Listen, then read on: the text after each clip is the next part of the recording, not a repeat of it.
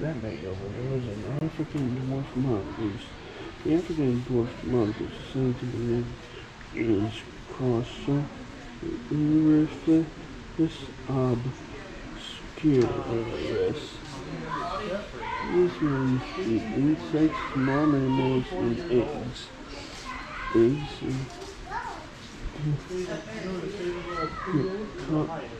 The dwarf mongoose are highly social animals which live in a small family group of 10 to 20 or more individuals with a strict